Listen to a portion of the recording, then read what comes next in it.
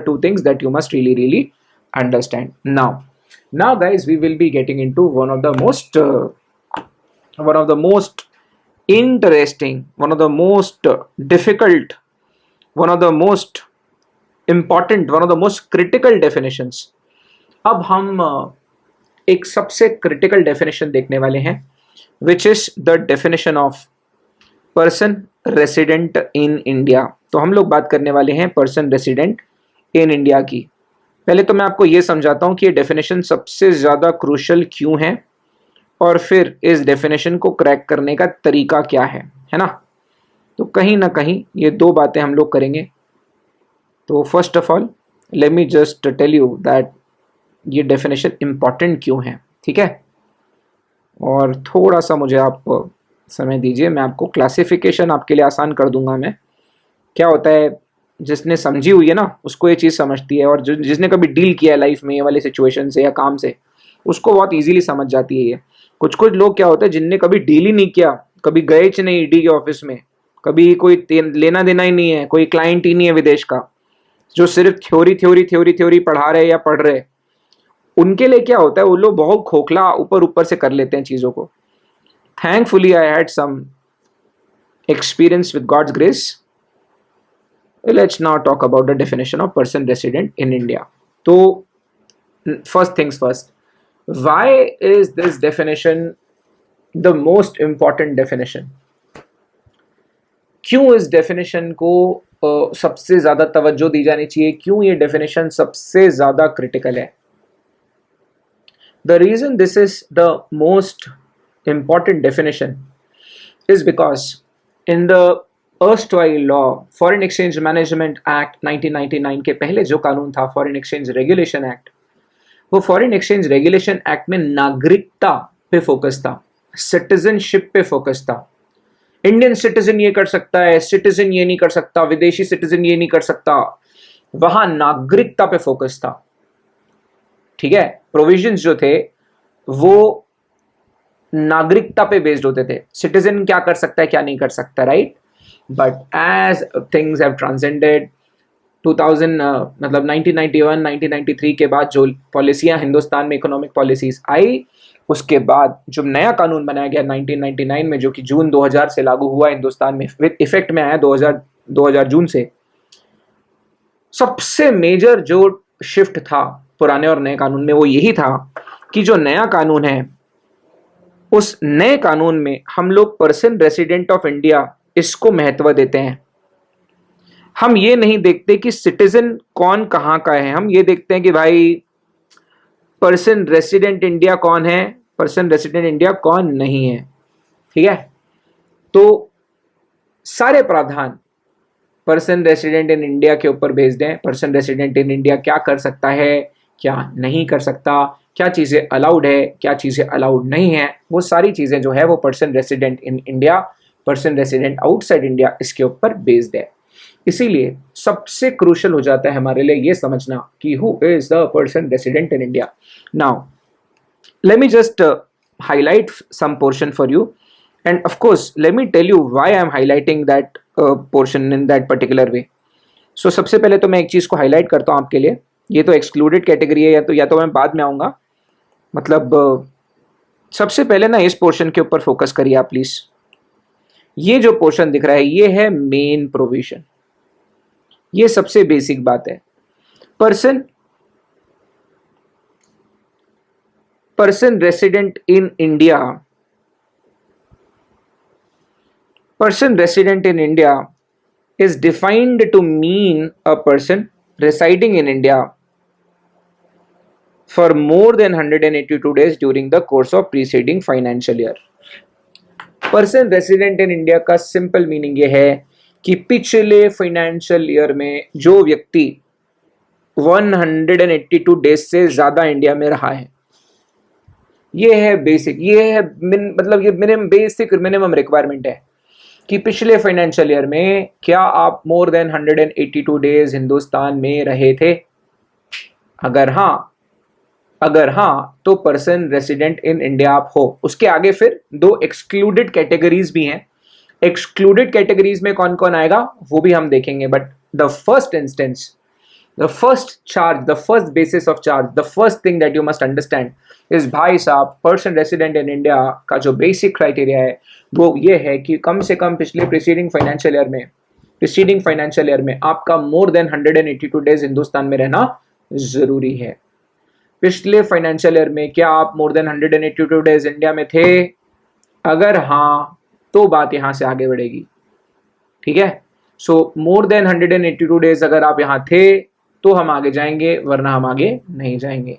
सबसे इंपॉर्टेंट बात यह है कि the person resident in India means person residing in India for more than 182 days during the course of preceding financial year। पिछले financial year में more than 182 days अगर कोई हिंदुस्तान में था तो उसे हम पर्सन रेसिडेंट इन इंडिया मानते हैं। However there are two categories of persons who have been excluded. दो कैटेगरीज हैं जिन्हें हमने इस डेफिनेशन की पर्पस के लिए एक्सक्लूड भी कर रखा है, ठीक है। Late us try and understand कि कौन से पर्सन जो हैं वो एक्सक्लूडेड कैटेगरी में हैं, ठीक है। तो let us try and understand कि एक्सक्लूडेड कैटेगरी में कौन कौन आते हैं। आ जाइए। So two categories have been in the excluded category. दो कैटेगरीज हैव बीन एक्सक्लूडेड। दो टाइप के पर्सन्स को पर्सन रेसिडेंट इन इंडिया की डेफिनेशन के हिसाब से पर्सन रेसिडेंट इन इंडिया नहीं माना जाएगा। उसमें फर्स्ट कैटेगरी पे जरा फोकस करते हैं। फर्स्ट कैटेगरी पे फोकस करते हैं, आ जाओ। नंबर 1, भाई पहले बेसिक डेफिनेशन ये देख लेते हैं कि भाई पिछले फाइनेंशियल ईयर में मोर देन 182 डेज आप इंडिया में थे। हाँ थे। अब आगे, क्या पिछले साल 182 दिन से ज्यादा हिंदुस्तान में रहने के बावजूद क्या आप हिंदुस्तान के बाहर चले गए? क्या आप हिंदुस्तान के बाहर चले गए? फॉर 3 पर्पसेस, या तो जॉब के लिए, या तो बिजनेस या वोकेशन के लिए, या तो अनसर्टेन पीरियड के लिए। अगर आप पिछले फाइनेंशियल ईयर में मोर देन 182 डेज इंडिया में थे भी, लेकिन अगर आप अभी हिंदुस्तान के बाहर चले गए बिजनेस के लिए, वोकेशन के लिए, एम्प्लॉयमेंट के लिए, अनसर्टेन पीरियड के लिए, आपको पर्सन रेसिडेंट इन इंडिया नहीं माना जाएगा। You will not be considered as person resident in India because you have left India for employment, for vocation, business, for uncertain period. Okay? So I hope this is very clear. तो पहली बात तो ये कि excluded category को भी पढ़ना तब है जो एक्सक्लूजन में आती है, फर्स्ट और सेकंड कैटेगरी। उसको कब पढ़ना है अपन को? जब पहली वाली कैटेगरी में कोई इंसान हो, नहीं तो तब तो वो है ही नहीं। पहली कैटेगरी में अगर वो फर्स्ट बेसिक डेफिनेशन की क्राइटेरिया में अगर वो आता ही नहीं है, भाई ये मेन बात है ना। तो पिछले फाइनेंशियल ईयर में मोर देन 182 डेज, पिछले फाइनेंशियल ईयर में मोर देन 182 डेज आप पर्सन रेसिडेंट इन इंडिया थे क्या? अगर थे तो आप पर्सन रेसिडेंट इन इंडिया हो। लेकिन अगर आप अभी इंडिया के बाहर चले गए हो एम्प्लॉयमेंट के लिए, बिजनेस या वोकेशन के लिए, या अनसर्टेन पीरियड के लिए, पर्सन रेसिडेंट इन इंडिया नहीं माना जाएगा, ठीक है। तो ये है फर्स्ट कैटेगरी जो एक्सक्लूडेड कैटेगरी में आ जाती है।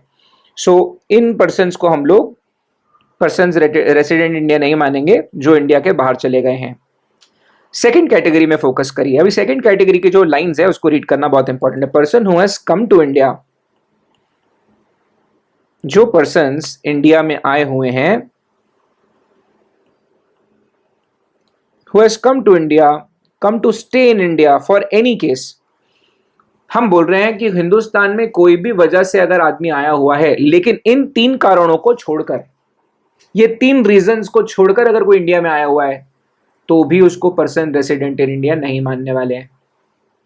यहां लिखा हुआ है अगर पर्सन कोई इंडिया में आके रहा है but for the reasons otherwise than, but not for employment, not for business और vocation, not for uncertain period.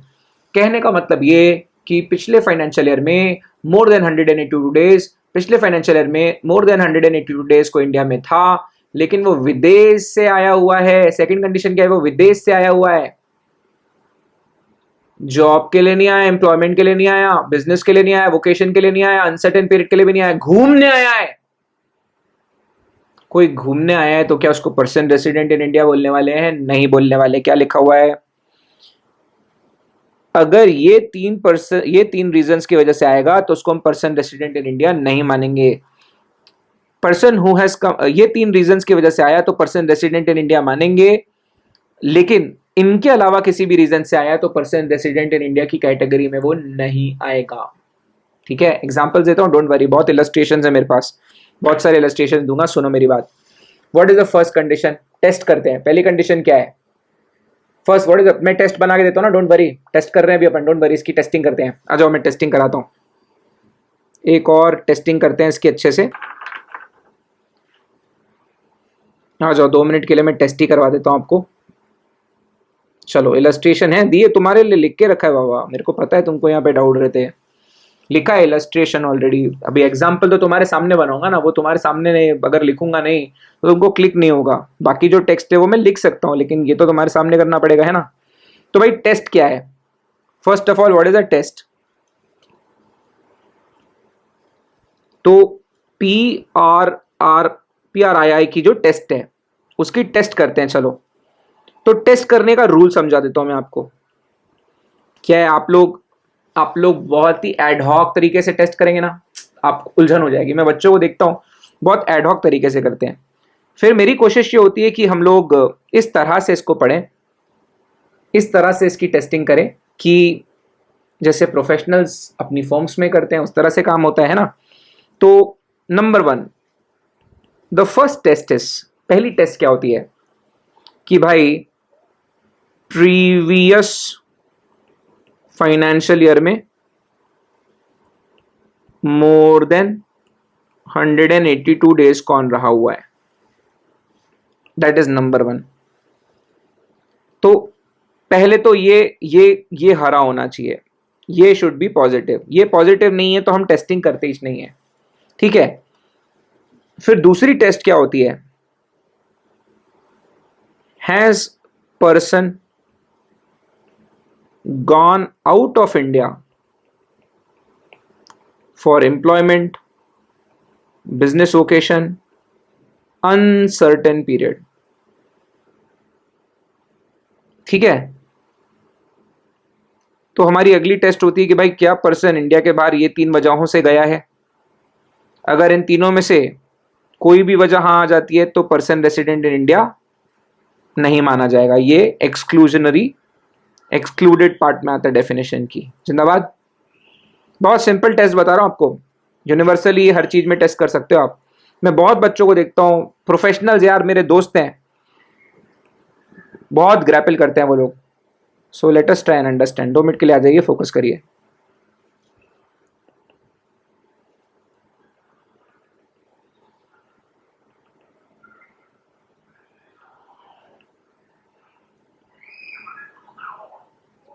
So the person has come to India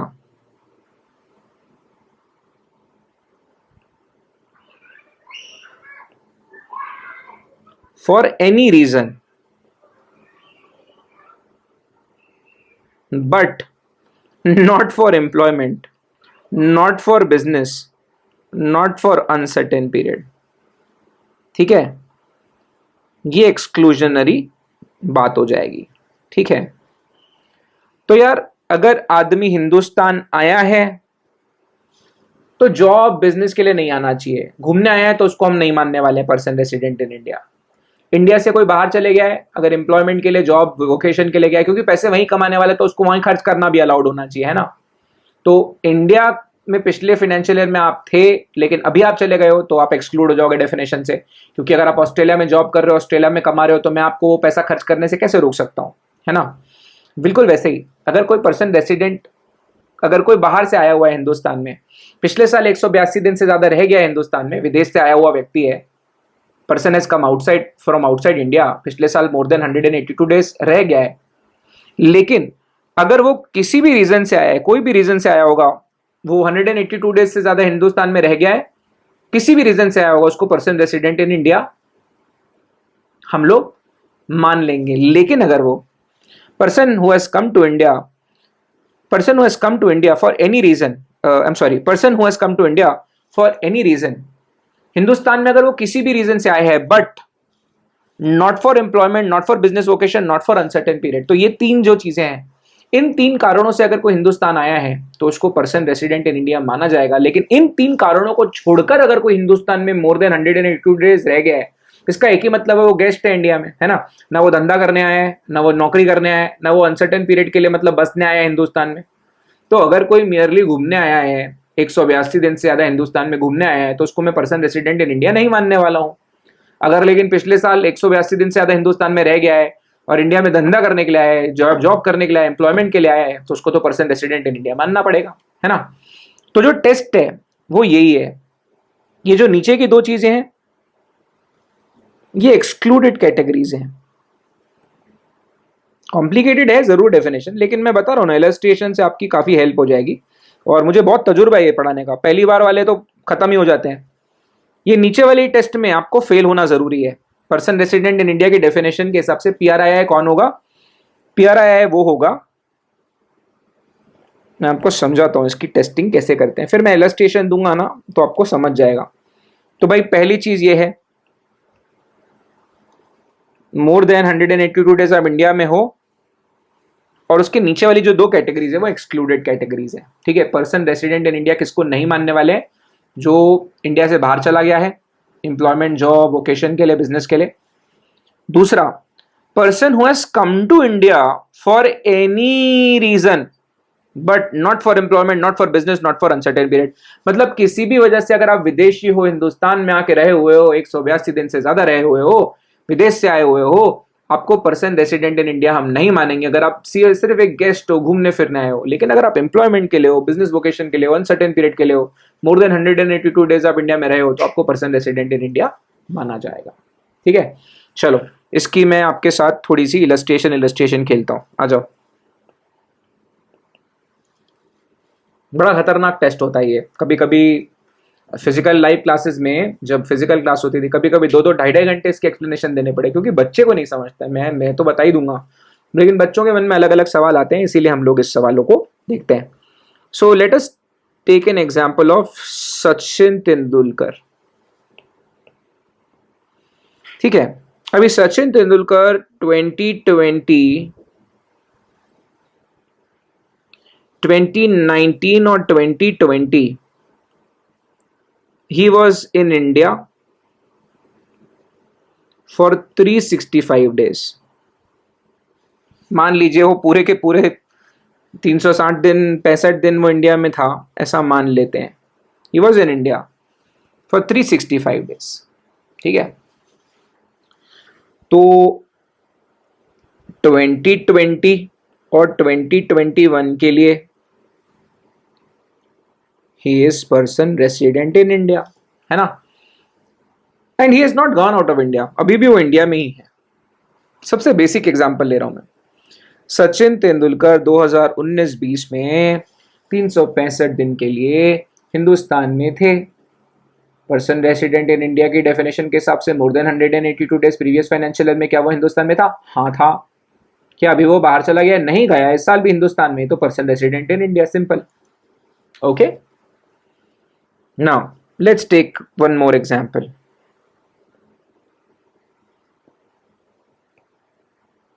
PC Priyanka Chopra की बात करते हैं। आज उनका जन्मदिन भी है, उनका बर्थडे भी है, और सब अच्छी भी लगती है प्रियंका चोपड़ा। तो प्रियंका चोपड़ा की बात करते हैं। 2019-2020 में she was in India, Jalandhar में ही थी, जलंधर के बाहर गई नहीं। ठीक है, she was in India 365 days. Okay, उसके बाद आगे की डिटेल्स बता रहा हूं। 30 अप्रैल 2020, ठीक है, फाइनेंशियल ईयर खत्म हो जाने के बाद की बात है। She got married to mister Jonas. उनकी शादी यूएसए के एक लड़के से हुई, तो वो हमारे जमाई हैं हिंदुस्तान के। 2020 अप्रैल 30 तारीख को उनकी शादी हुई। अब वो, और शादी भी वहीं हो गई है उनकी, और अब वो नौकरी भी वहीं कर रही हैं, जो भी जॉब, वोकेशन, एम्प्लॉयमेंट है, शूटिंग वगैरह भी उनकी वहीं चल रही है। ठीक है, तो अभी पीसी की बात करते हैं। क्या Priyanka Chopra person resident in India है? 1 अप्रैल से लेकर 29 अप्रैल तक भी 2020 में she was person resident in India, but the moment she left person resident outside India. तो पर्सन रेसिडेंट इन इंडिया 2020 1 अप्रैल से लेकर 29 अप्रैल तक, उसके पहले तक भी वो पर्सन रेसिडेंट इन इंडिया थी। The moment she left, after that she has become person resident outside India. Please do not mix and match this with income tax act और फॉर एनी अदर दूसरे कानूनों को यहां मत जोड़िए आप। Person resident in India का जो मकसद है वो फेमा कानून है, डेफिनेशन फेमा कानून की है, ठीक है। This is slightly a more apt, more थोड़ा सा डिफिकल्ट एग्जाम्पल। इसके और ऊपर लेके चलता हूं मैं आपको, थोड़ा सा और ऊपर लेके चलता हूं, ठीक है।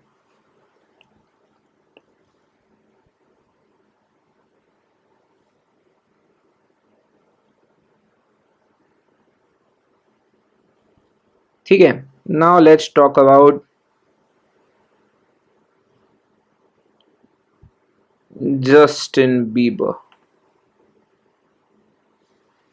ठीक है, अब पहली बात तो ये कि Justin Bieber 2019 2020 he was in Canada. 2019 2020 he was in Canada. ठीक है, वैंकूवर कनाडा में ही थे वो, बिल्कुल बाहर नहीं निकले एक भी दिन, 365 दिन वहीं थे। ठीक है, लेकिन 1 अप्रैल को ही 1 अप्रैल 2020 नया फाइनेंशियल ईयर शुरू हुआ, उन्होंने रंजना पिक्चर देखी, बनारस देख लिया, और एक बार उन्होंने जैसे ही बनारस देखा पागल हो गए वो बनारस देख के। तो जस्टिन बीबर भाव ने अपनी एडिडास की लुंगी बनवाई ऑरेंज कलर की, और उन्होंने कहा अब मैं हमेशा हमेशा के लिए, जीवन भर के लिए बनारसिया बन जाऊंगा। ठीक है, रंजना पिक्चर का वो बनारसिया वाले गाने पे उसने रिमिक्स भी बना दिया। ठीक है, तो यहां से वो इंडिया आ गए अनसर्टेन पीरियड के लिए, जीवन भर के लिए, जो भी बन गए। ओके, क्या Justin Bieber person resident in India माना जाएगा? द आंसर इज नो, क्योंकि प्रीवियस फाइनेंशियल ईयर में 182 डेज से ज्यादा का कंडीशन लागू नहीं हुआ ना। तो प्रीवियस फाइनेंशियल ईयर में अगर वो 182 दिन से ज्यादा इंडिया में थे ही नहीं, तो फिर हम उनको मान ही नहीं सकते। हाँ, वो यहाँ इंडिया में 1 साल रह जाएं, फिर अगले साल देखेंगे 182 दिन से ज्यादा वाली कंडीशन पहले मैच होनी चाहिए। तो पहली पहली कंडीशन में ही फेल हो गए ना वो, इसीलिए उसके बाद हम आगे नहीं गए। ठीक है, चलो आगे चलते हैं। लेट्स टॉक अबाउट मेगन Markle. Let's talk about UK की जो नई बहू है, जिनकी अपनी सास से जमी नहीं, जो क्वीन है यूके की। तो जिसको समझ नहीं आ रहा भाई, मैं सूट्स की हीरोइन की बात कर रहा हूँ, जो रेचल है, रेचल, लोग उसे रेचल के नाम से ही जानते हैं। तो अब वो तो थी यूके में, है ना। 2019 2020 में she was in UK for 100 days। Then because 2019-20 में क्या कहते हैं, आई वॉज मेरी तबीयत वबीयत खराब हो गई थी, तो मैंने कहा कि यार मेगन नागपुर आओ, विजिट करो हमें। तो वो हिंदुस्तान आ गई, तो मेरे साथ ही थोड़े समय बिता रही थी, मतलब फ्रेंड है अच्छी, तो मेरे घर ही रहने लग गई। 200 दिन हिंदुस्तान में रह गई। ठीक है, क्या कर रही थी, कुछ नहीं, कंपनी दे रही थी मुझे, चिल कर रहे थे हम लोग। वैसा वाला चिल नहीं जैसा आजकल नेटफ्लिक्स एंड चिल चल रहा है, नॉर्मल वाला दोस्ती आ रही, दुनियादारी। ओके, 200 days हिंदुस्तान में थी। रीजन, वो हमारी गेस्ट थी। क्या वो नौकरी के लिए आई थी? नहीं। क्या वो जॉब बिजनेस के लिए आई थी? नहीं। क्या वो अनसर्टेन पीरियड के लिए आई थी? नहीं। हमारी मित्र हैं, हमारा ख्याल रखने आई थी। ख्याल रखते लगते 200 दिन रह गई। Person resident in India, not resident in India. तो सबसे पहले तो पहले वाली टेस्ट देखते हैं, क्या वो 182 डेज थी वो इंडिया में? हाँ थी। दूसरी टेस्ट, क्या वो इंडिया में आई हैं? इंडिया में भी आई हैं। अब लेकिन इंडिया में कोई भी रीजन से आए, कोई भी रीजन से आए, लेकिन अगर जॉब, कोई भी रीजन से आए otherwise then job, employment, business, vocation, तो किसी भी रीजन से अगर विदेश से कोई हिंदुस्तान आया है लेकिन नौकरी के लिए नहीं, बिजनेस वोकेशन के लिए नहीं, अनसर्टेन पीरियड के लिए भी नहीं, तो उसे हम पर्सन रेसिडेंट इन इंडिया मानेंगे क्या? देखो, person come to India for any reason but not for employment, not for business vocation, not for uncertain period, तो अगर ये तीन रीजंस की वजह से आई होती तो एक्सक्लूडेड कैटेगरी में नहीं आती, है ना। Person come to India for any reason but not for these reasons, ये तीन रीजंस के अलावा कोई रीजन से इंडिया आई हुई थी, इसलिए वो एक्सक्लूडेड कैटेगरी में आ गई, है ना। अगर वो बिजनेस के लिए आती, मान लो भी कैप्स में काउंसलर बनने के लिए आती वो, अगर तो बिजनेस जॉब वोकेशन के लिए, बिजनेस वोकेशन के लिए आई है, एम्प्लॉयमेंट के लिए आई है, तो हम पर्सन रेसिडेंट इन इंडिया मान लेते। But she is here only as a guest, तो हिंदुस्तान में एज अ गेस्ट आई है, इसीलिए हम उनको पर्सन रेसिडेंट इन इंडिया नहीं मान सकते। Okay, so I hope this is very very very clear. सबसे पहले क्या चेक करो, प्रीवियस ईयर में, फाइनेंशियल ईयर में 182 डेज से ज्यादा कोई स्टे किया है क्या, that is the first test. फिर अगर वो इंडिया में ही था लेकिन इंडिया से अब चला गया एम्प्लॉयमेंट के लिए, बिजनेस वोकेशन के, अनसर्टेन पीरियड के लिए, नॉट पर्सन रेसिडेंट इंडिया। तीसरी चीज ये देखो कि अरे भाई वो क्या विदेश से आए हुए लोग हैं क्या, जो पिछले साल 182 दिन से ज्यादा हिंदुस्तान में रह गए हैं, तो वो विदेश से आए हुए लोग हैं क्या? नौकरी के लिए आए हैं, एम्प्लॉयमेंट के लिए आए हैं, वोकेशन बिजनेस के लिए आए हैं, यहीं पैसा कमाने लग गए तो पर्सन रेसिडेंट इन इंडिया मान लेंगे। लेकिन अगर नौकरी या धंधे के लिए नहीं आए, एज अ गेस्ट आए, घूमने फिरने आए, not person resident in India. Okay, so I hope guys this is very very very clear. Late me just move forward.